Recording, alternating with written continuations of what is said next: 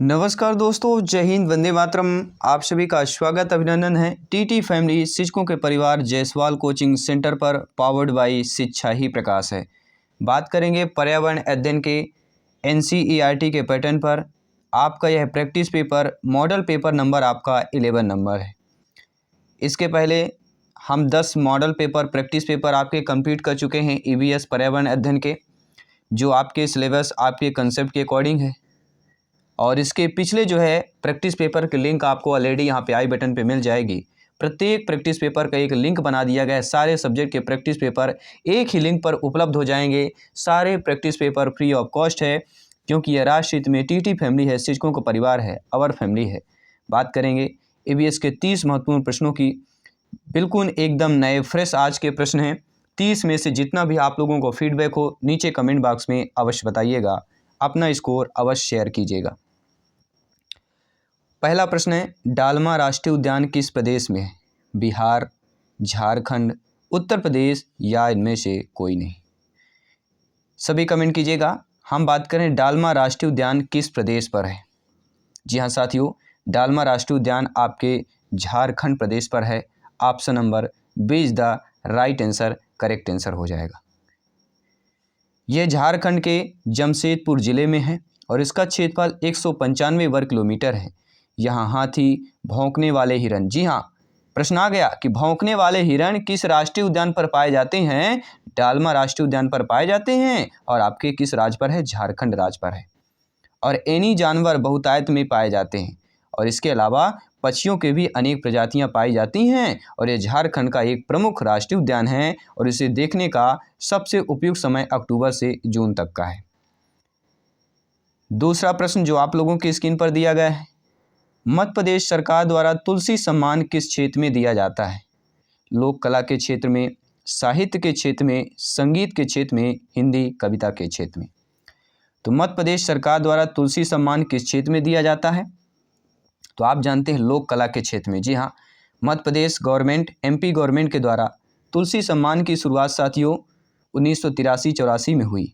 और यह मध्य प्रदेश के लोक कला में कार्य के लिए दिया जाता है। इसमें विजेता की जो ट्रॉफी होती है या विजेता को 1 लाख रुपए मिलता है।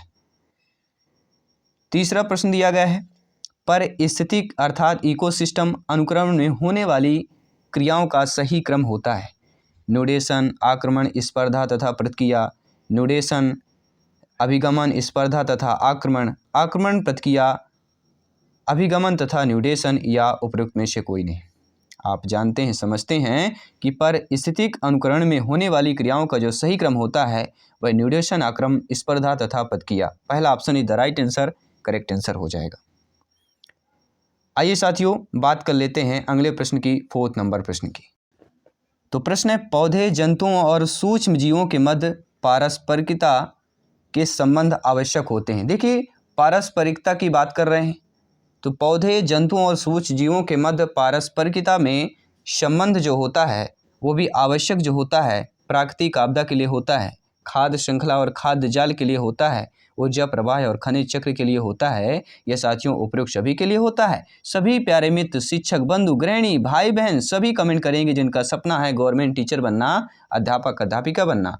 तो पौधे, जंतुओं और सूक्ष्म जीवों के मध्य पारस्परिकता की बात करेंगे, आवश्यक जो संबंध होता है ये सभी के लिए होता है। जी हाँ, प्राकृतिक आपदा के लिए भी होता है, खाद्य श्रृंखला और खाद्य जाल के लिए होता है, और ऊर्जा प्रवाह खनिज चक्र के लिए भी होता है।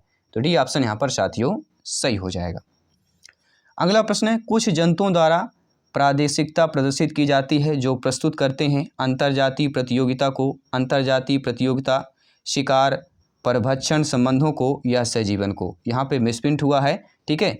यहाँ पे मिसप्रिंट क्या कहते हैं कि एक है आंतरजाति और एक है अंतराजाति, ठीक है। तो मिसप्रिंट नहीं है, शब्दों का हेर फेर है, शब्दों को समझना है और सिलेक्शन पाना है। जी हाँ, तो कुछ जंतुओं द्वारा प्रादेशिकता प्रदर्शित की जाती है जो प्रस्तुत करते हैं वह अंतर्जातीय प्रतियोगिता को करते हैं।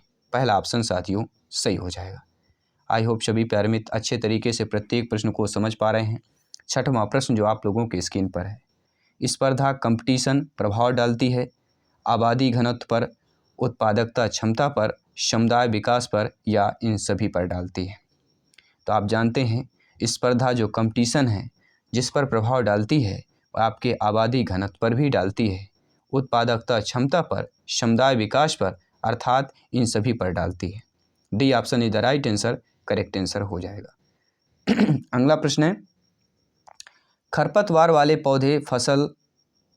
पौधे से स्पर्धा करते हैं। जी हाँ साथियों, जो खरपतवार वाले पौधे होते हैं या आपके खरपतवार वाले पौधे फसल वाले पौधे से स्पर्धा करते हैं। प्रश्न को देखिए थोड़ा झूल मूल कर दिया गया है, ठीक है। कई बार पौधे फसल कई बार रिपीट कर दिया गया है, तो कई बार समझने में पढ़ने में भी प्रॉब्लम आ जाती है। लेकिन खरपतवार वाले पौधे फसल वाले पौधे से स्पर्धा करते हैं, स्थान, पोषण और प्रकाश के लिए करते हैं। C option is the right answer, correct answer हो जाएगा। अगला प्रश्न दिया गया है, मूल प्रवेशी सूक्ष्म वनस्पति जाति की बात करेंगे। किसकी बात करें साथियों?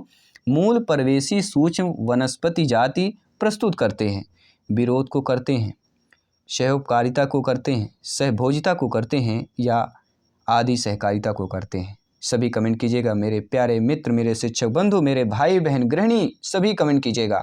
यहाँ पर 30 में से 25+ का स्कोर करना है और सिलेक्शन का रास्ता यहीं से तय करना है। तो मूल प्रवेशी सूक्ष्म वनस्पति जात जो प्रस्तुत करते हैं वह आदि सहकारिता की बात करेंगे। D option is the right answer हो जाएगा।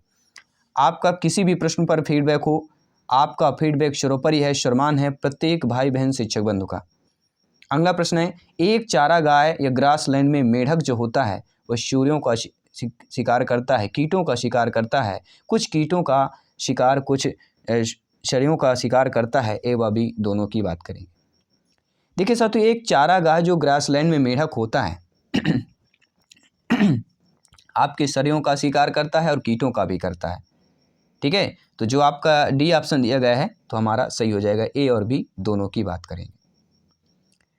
अगला प्रश्न है, पारिस्थितिक अनुक्रमण का सर्वप्रथम अध्ययन किया गया था ओडम द्वारा, आपके क्लीमेंट्स के द्वारा, हुल्ट के द्वारा, किंग के द्वारा। सभी कमेंट कीजिएगा। बिल्कुल नए नए फ्रेश ताज़ा प्रश्न मिल रहे हैं। आपके कॉम्पिटिटिव एग्जाम के लिए बेहतरीन तैयारी चल रही है, सिलेक्शन की तैयारी चल रही है। आउट ऑफ 30 में से ईवीएस में पर्यावरण में 25+ स्कोर पाने की तैयारी चल रही है। तो पारिस्थितिक अनुक्रमण का सर्वप्रथम अध्ययन आपके हुल्ट द्वारा किया गया था। C option is the right answer, correct answer हो जाएगा।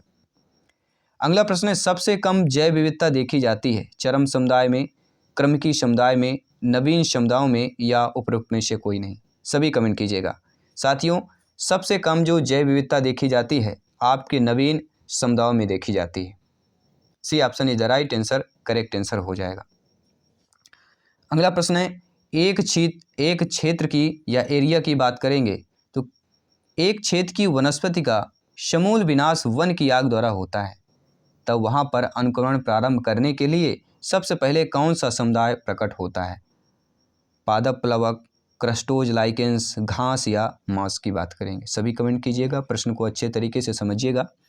तो एक क्षेत्र की वनस्पतियों का समूल विनाश वन की आग द्वारा होता है, तब वहाँ पर अनुक्रमण प्रारंभ करने के लिए सबसे पहले जो समुदाय प्रकट होता है वह घास। C option is the right answer, correct answer हो जाएगा।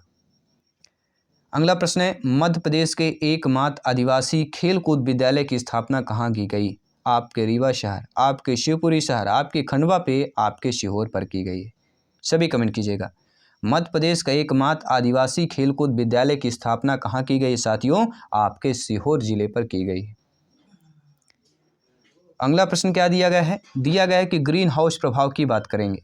तो ग्रीन हाउस प्रभाव की निरंतर वृद्धि का जो कारण है साथियों वह जीवाश्मी ईंधन को अत्यधिक जलाना है, वनों उन्मूलन की बात करेंगे, औद्योगिक प्रदूषण की बात करेंगे या इन सभी की बात करेंगे। देखिए साथियों, जब भी हम ग्रीन हाउस की बात करते हैं, ग्रीन हाउस की निरंतर वृद्धि की बात करते हैं और इसके कारण की बात करते हैं तो ये तीनों रीजन जो है ये तीनों कारण हो जाएंगे। इसलिए हमारा उपरोक्त सभी ऑप्शन जो दिया गया है वह हमारा सही हो जाएगा। 15वां प्रश्न स्क्रीन पर है, जलीय पौधे कार्बन डाइऑक्साइड का अवशोषण करते हैं, सीधे वातावरण से करते हैं, जल से करते हैं, कैल्शियम कार्बोनाइड से करते हैं या उपरोक्त में से कोई नहीं। प्रत्येक भाई बहन शिक्षक बंधु गृहिणी यहाँ पे सभी कमेंट कीजिएगा। सभी का कमेंट, सभी का फीडबैक सम्मान है। सभी मित्रों को जय हिंद, वंदे मातरम, इंकलाब जिंदाबाद। साथियों, एग्जाम फतेह करना है तो आपका फीडबैक, आपका कमेंट सर्वोपरि है, सम्मान है। अगला प्रश्न है जलीय पौधे कार्बन डाइऑक्साइड का अवशोषण करते हैं। किसकी बात करेंगे? जल से करते हैं। B option is the right answer, correct answer हो जाएगा। अगला प्रश्न है, कार्बन पाया जाता है, पत्थरों में पाया जाता है, जैवीय तंत्र में पाया जाता है, वायु में पाया जाता है, या इन सभी में पाया जाता है? तो आप जानते हैं, भली प्रकार जानते हैं, समझते हैं कि कार्बन जो पाया जाता है पत्थरों में, जैवीय तंत्रों में, वायु में, इन तीनों में जो है कार्बन पाया जाता है। D option is the right answer, correct answer हो जाएगा। निम्नलिखित में से कौन सा जिला नर्मदा नदी के मार्ग में नहीं है? मंडला, देवास, खरगोन, विदिशा। सभी कमेंट कीजिएगा। जी हाँ, नर्मदा नदी की बात कर रहे हैं, जो मध्य प्रदेश की प्रमुख नदियों में से गिना जाता है। तो निम्नलिखित में से कौन सा जिला नर्मदा नदी के मार्ग पर नहीं है? देखिए, आप जानते हैं, मंडला हो गया, देवास हो गया, खरगोन हो गया, ये तीनों जो है जिला के मार्ग नर्मदा नदी के मार्ग पर मिलेंगे, लेकिन आपका विदिशा नहीं मिलता है। किसकी बात करेंगे? जी हाँ, विदिशा जिला मध्य प्रदेश के उत्तर मध्य में है, जबकि नर्मदा नदी मध्य प्रदेश के पश्चिम, पूर्व और उत्तर में बहती है। इसका रीजन, इसका कारण यही है केवल। अगला प्रश्न है, उच्च श्रेणी के उपभोक्ता ऊर्जा प्राप्त करते हैं। जो उच्च श्रेणी को उपभोक्ता होते हैं वह केवल प्राथमिक उपभोक्ता से ऊर्जा प्राप्त करते हैं, केवल द्वितीयक उपभोक्ता से ऊर्जा प्राप्त करते हैं, या आपके प्राथमिक व द्वितीयक उपभोक्ता से ऊर्जा प्राप्त करते हैं, या प्राथमिक उत्पादक से ऊर्जा प्राप्त करते हैं? देखिए, उच्च श्रेणी की बात करेंगे। उच्च श्रेणी अर्थात शीर्ष श्रेणी की बात कर रहे हैं। तो उच्च श्रेणी का उपभोक्ता जो होता है वह प्राथमिक और द्वितीयक दोनों उपभोक्ताओं से जो है ऊर्जा प्राप्त कर लेता है। इसलिए C option is the right answer, correct answer हो जाएगा। अगला प्रश्न है, जैविक साम्यता स्थापित होती है उत्पादक व अपघटक के द्वारा, उपभोक्ता और अपघटक के द्वारा, उत्पादक और उपभोक्ता के द्वारा, उत्पादक, उपभोक्ता और अपघटक के द्वारा। सभी कमेंट कीजिएगा। तो जैविक साम्यता जो स्थापित होती है साथियों, उत्पादक, उपभोक्ता और अपघटक के द्वारा होती है। D option is the right answer, correct answer हो जाएगा। अगला प्रश्न है, परिस्थितिक तंत्र में ऊर्जा का जो प्रवाह होता है साथियों, वह उच्च से निचले ऊर्जा स्तर की ओर होता है, निचले से उच्च ऊर्जा स्तर की ओर होता है, या भौतिक पर्यावरण से प्राथमिक उपभोक्ता की ओर होता है, या इनमें से कोई नहीं? सभी कमेंट कीजिएगा। कमेंट आ चुका है आप लोगों का फीडबैक भी आ चुका है। तो इस प्रश्न का जो जवाब आ रहा है साथियों कि परिस्थितिक तंत्र में ऊर्जा का जो प्रवाह होता है वह निचले स्तर से उच्च ऊर्जा स्तर की ओर होता है। B option is the right answer, correct answer हो जाएगा। अगला प्रश्न है, किसी रोगाणु का संक्रमण उसके परपोषी पर तब होता है जब परपोषी संवेदी का रोग उत्पन्न करने में रोगाणु सक्षम हो, वातावरण अनुकूलन में, या उपरोक्त सभी में। तो आप जानते हैं, समझते हैं, भावी अध्यापक अध्यापिकाएं हैं, शिक्षक बंधु हैं, ज्ञानी सर्वव्याख्याता हैं, कि ऐसा रोगाणु संक्रमण जिसके परपोषी पर तब होता है जब परपोषी संवेदी का हो, रोग उत्पन्न करने में रोगाणु सक्षम हो, वातावरण अनुकूलन में हो। तो किसी रोगाणु का संक्रमण उसके परपोषी पर तब होता है, ये तीनों हो जाएंगे, इसलिए उपरोक्त सभी। D option is the right answer, correct answer हो जाएगा। अगला प्रश्न है, सहभोजिता जो होता है यह एक अविकल्पी संबंध है, विकल्पी संबंध है, आपका परजीवी संबंध है, या असहजीवी संबंध हो जाएगा? सभी कमेंट कीजिएगा। तो सहभोजिता जो साथियों, जो सहभोजिता होता है यह आपका एक विकल्पी संबंध हो जाता है। आपके हिसाब से अगर कोई लग रहा हो ऑप्शंस डाउट है, ठीक है, तो आप लोग अपना फीडबैक, अपना कमेंट बता सकते हैं यहाँ पर, क्योंकि आपका फीडबैक सर्वोपरि है, सर्वमान्य है। ये आपकी फैमिली है, टीचर्स फैमिली है, शिक्षकों का परिवार है, आवर फैमिली है। तो पौधों के लिए सबसे अच्छी मिट्टी जो कौन सी होती है? बलुई मिट्टी होती है, चिकनी मिट्टी होती है, काली मिट्टी होती है, या साथियों लेटेराइट मिट्टी होती है? तो पौधों के लिए सबसे अच्छी जो मिट्टी होती है वह आपकी चिकनी मिट्टी कहलाती है। B option is the right answer हो जाएगा। देखिए, चिकनी मिट्टी, साधारण मिट्टी, बलुई मिट्टी और रेत की मिश्रण मिट्टी होती है, जो पौधे के लिए बहुत ही अच्छी मानी जाती है और होती भी है। अगला प्रश्न है, बोरी वन्यजीव अभयारण्य किस प्रदेश पर है? आपके छत्तीसगढ़, मध्य प्रदेश, महाराष्ट्र, राजस्थान की बात करेंगे। तो बोरी वन्यजीव अभयारण्य साथियों किस प्रदेश पर है? आपके मध्य प्रदेश पर है। B option is the right answer हो जाएगा। बोरी वन्यजीव अभयारण्य मध्य प्रदेश के होशंगाबाद जिले में है। यह 518 वर्ग किलोमीटर में फैला हुआ है। यह बांसों का एक प्रमुख जंगल है। यहाँ पर बाघ, तेंदुआ, हिरण, गौर, चीतल का यह क्षेत्र माना जाता है और पाए भी जाते हैं। अगला प्रश्न है, 25वां प्रश्न है, आप लोगों के स्क्रीन पर है कि भारत का पहला तितली पार्क किस राष्ट्रीय उद्यान में विकसित किया गया। जी हाँ साथियों, भारत का पहला तितली पार्क आपके किस राष्ट्रीय उद्यान में विकसित किया गया है। बनेरघट्टा राष्ट्रीय उद्यान कर्नाटक, नागरहोल राष्ट्रीय उद्यान Karnataka, national zoological park Calcutta, Kaziranga national park Assam की बात करेंगे। तो भारत का पहला तितली पार्क जो है किस राष्ट्रीय उद्यान पर विकसित किया गया है, आपके बनेरघट्टा राष्ट्रीय उद्यान कर्नाटक की बात करेंगे। जी हाँ, बनेरघट्टा राष्ट्रीय उद्यान कर्नाटक भारत के पहले तितली उद्यान में आपका बनेरघट्टा राष्ट्रीय उद्यान कर्नाटक पर विकसित किया गया है।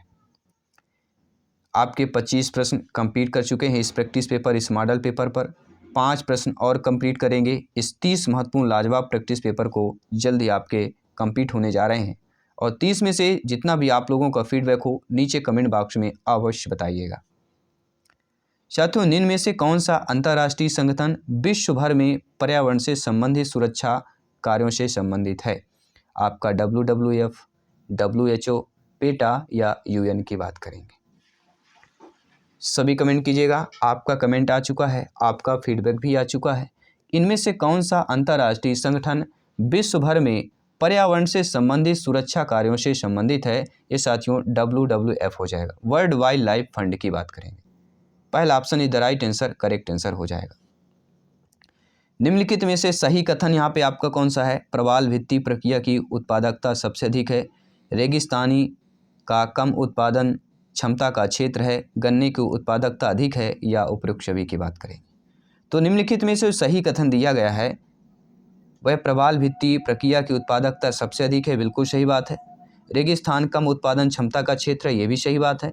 गन्ने की उत्पादकता अधिक है, या उपयुक्त सभी। तो यहाँ पे डी ऑप्शन आप लोगों को सही हो जाएगा। आइए बात करते हैं अगले प्रश्न की जो आप लोगों की स्क्रीन पर दिया गया है। कौन सा मिलान गलत दिया गया है। कर्मा नृत्य गोंड जिला, घूमर नृत्य भील का है, गोंडों का है। जातियाँ दी गई हैं, ठीक है। आपकी गोंड, भील, बैगा, कोरकू ये मध्य प्रदेश की जातियाँ हैं। और सभी को पता है मध्य प्रदेश की जो जनजाति की अगर बात करें गोंड है। और कौन सा मिलान गलत है। कर्मा नृत्य गोंड जनजाति का है, घूमर नृत्य भील का है, परघुनी नृत्य बैगा का है, खदम नृत्य कोरकू का है। देखिए आप जानते हैं कि गोंड का नृत्य कर्मा है, भील का घूमर नृत्य है और बैगा का परघुनी नृत्य है। लेकिन खदम नृत्य कोरकू का है, ये कथन गलत दिया गया क्योंकि खदम नृत्य कोरकू का नहीं होता है। खदम नृत्य भारिया जनजाति से यह आपका संबंधित है। तो खदम नृत्य किस जनजाति से संबंधित है, भारिया जनजाति से संबंधित हो जाएगा। अगला प्रश्न है मध्य प्रदेश में कितने टाइगर रिजर्व हैं। 4 हैं, 6 हैं, 7 हैं, 8 हैं। सभी कमेंट कीजिएगा। नीचे कमेंट बॉक्स बना हुआ है, सभी फीडबैक कीजिएगा। मध्य प्रदेश में कितने टाइगर रिजर्व हैं, सभी कमेंट कीजिएगा। तो साथियों मध्य प्रदेश में टोटल आपके 6 टाइगर रिजर्व हैं। आइए जान लेते हैं कौन कौन से। आपके मध्य प्रदेश में 6 टाइगर रिजर्व कान्हा, बांधवगढ़, पेंच, पन्ना, सतपुड़ा और संजय टाइगर रिजर्व है। किसकी बात करेंगे। पहला आपका कान्हा, दूसरा बांधवगढ़, तीसरा पेंच, चौथा पन्ना, पांचवा सतपुड़ा और छठवां संजय टाइगर रिजर्व। तो आपके मध्य प्रदेश में कितने टाइगर रिजर्व हैं, टोटल 6 टाइगर रिजर्व हैं। कोई भी डाउट हो अगर आप किसी प्रश्न में तो आप लोग कमेंट, आप लोग फीडबैक कर सकते हैं, डाउट क्लियर कर सकते हैं, क्योंकि आपका फीडबैक, आपका कमेंट सर्वोपरि है, सम्मान है प्रत्येक शिक्षा बंधु, प्रत्येक भाई बहन, प्रत्येक गृहिणी का। इस प्रैक्टिस पेपर का 30वां प्रश्न है ऊर्जा संकट का समाधान है कोयले की खोज, पेट्रोलियम की खोज, वैकल्पिक ऊर्जा स्रोत या पावर कटौती की बात करें। तो ऊर्जा संकट का समाधान साथियों कौन कहलाएगा, हम यहाँ पे वैकल्पिक ऊर्जा का एक स्रोत है। ऊर्जा संकट का संसाधन यहाँ पे क्या हो जाएगा, वैकल्पिक ऊर्जा स्रोत। तो यह रहे 30 महत्वपूर्ण लाजवाब प्रश्न आप लोगों के स्क्रीन पर। 30 में से EVS NCERT के पैटर्न पर संपूर्ण निचोड़ में से आप लोगों का स्कोर क्या है, आप लोगों का फीडबैक क्या है, नीचे कमेंट बॉक्स में अवश्य बताइएगा। और मैं आपके साथ विजय जायसवाल दोस्तों जल्द ही मिलते हैं आपके अगले प्रैक्टिस पेपर पर, अगले क्लास पर मिलते हैं। और दोस्तों एक ही बात कहूँगा, हमेशा हंसते रहिए, मुस्कुराते रहिए, तैयारी जारी रखें, आसपास साफ सफाई बनाए रखें, ख्याल रखें, क्योंकि जब आप स्वास्थ्य अच्छा होगा तो मन अच्छा होगा, जब मन अच्छा होता है तो पढ़ाई भी बेहतरीन होती है, जब पढ़ाई बेहतरीन होगी तो सिलेक्शन अवश्य मिलेगा। सभी मित्रों को शुभ रात्रि, जय हिंद, वंदे मातरम, धन्यवाद सभी।